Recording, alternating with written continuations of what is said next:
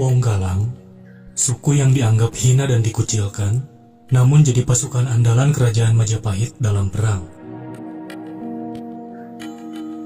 Suku Kalang atau Wong Kalang merupakan sebutan dari salah satu subsuku di masyarakat Jawa. Mereka telah ada sejak zaman kerajaan-kerajaan Nusantara. Namun karena satu dan lain hal, mereka dikucilkan oleh mayoritas masyarakat saat itu. Hal itulah yang mengawali sebutan Kalang. Kata Kalang berasal dari bahasa Jawa yang berarti batas. Lingkup sosial orang-orang ini sengaja dibatasi atau dikalang oleh otoritas atau mayoritas masyarakat kala itu. Orang Kalang sengaja diasingkan dalam kehidupan masyarakat luas karena dahulu terdapat anggapan bahwa mereka liar dan berbahaya.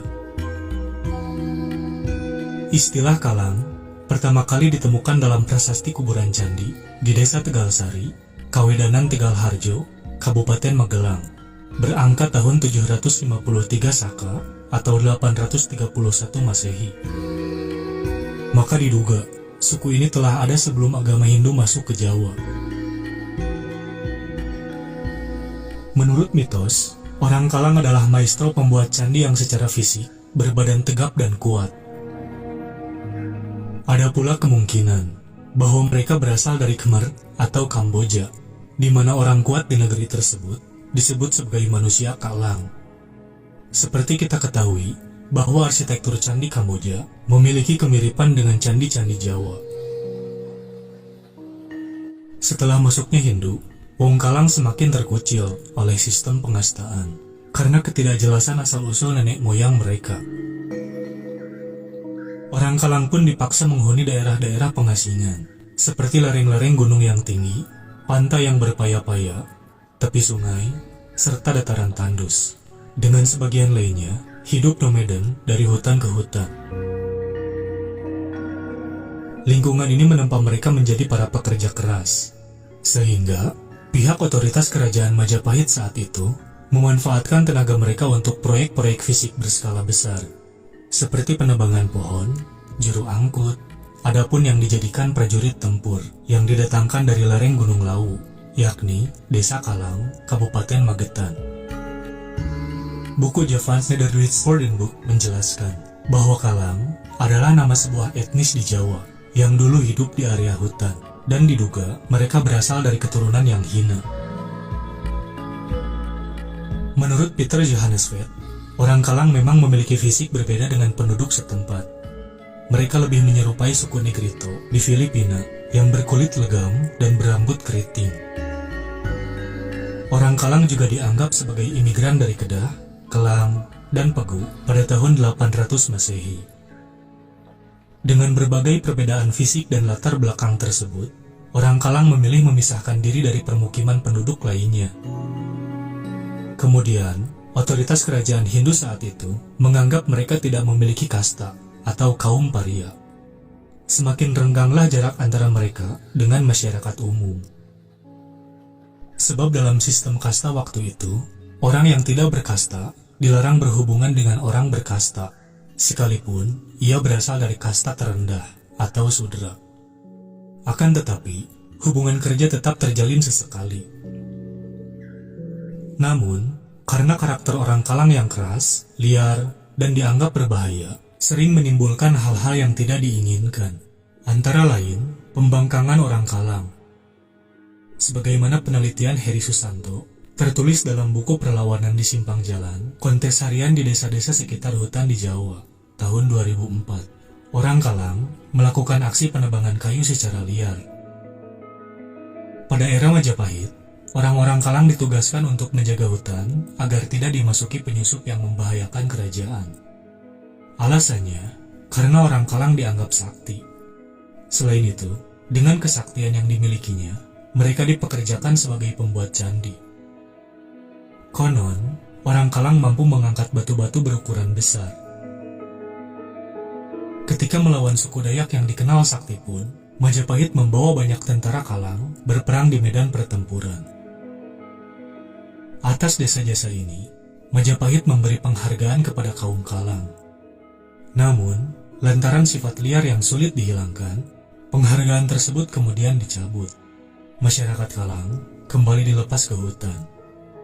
Mereka beranak pinak di sana, hingga akhirnya satu persatu dari mereka keluar hutan dan membaur dengan penduduk lokal di Jawa. Beberapa mitos yang beredar mengenai suku Kalang. Orang Kalang memiliki ekor seperti kera. Mitos ini pertama dikemukakan oleh antropolog Jepang, Mitsuo Nakamura, pada tahun 1983.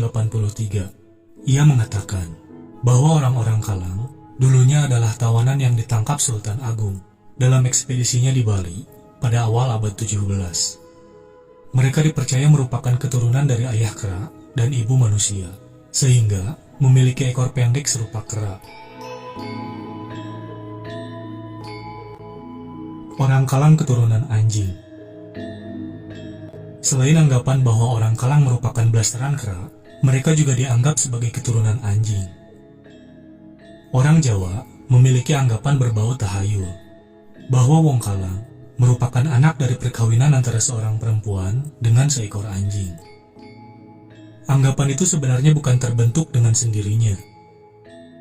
Dalam gegumregan gegalungan, yakni upacara yang kini sudah jarang dilakukan oleh masyarakat Kalang, terlihat sekali simbolisasi dan ekspresi gerakan yang meniru perilaku anjing. Antara lain, partisipan upacara merangkak layaknya anjing. Hal ini dilakukan agar segala keinginan dapat dikabulkan oleh leluhurnya. Anjing dalam upacara galungan tersebut dapat juga dimanifestasikan dalam wujud patung kecil yang diletakkan di hadapan orang yang merangkak. Seiring perkembangan zaman dan tidak berlakunya sistem kasta, kini orang-orang Kalang sudah banyak berbaur dengan masyarakat lainnya, baik dalam pergaulan sosial maupun kawin-mawin. Etnis ini sudah diterima dengan baik di Indonesia. Demikian sebaliknya, orang-orang Kalang juga dapat menerima masyarakat dari luar sukunya. Saat ini, orang Kalang banyak tersebar di Provinsi Jawa Timur, Jawa Tengah, dan daerah istimewa Yogyakarta, seperti Cilacap, Magetan, Adipala, Gombong, Ambal, Petanahan, Kebumen, Bagelan, hingga Yogyakarta. Namun, di kalangan internal, tetap saja ada pembagian golongan. Pertama, Kalang Obong. Ritual ikonik suku Kalang yang telah ditetapkan sebagai warisan budaya tak benda pada tahun 2018. Golongan Kalang dari laki-laki yang berhak untuk mengadakan upacara Kalang Obong.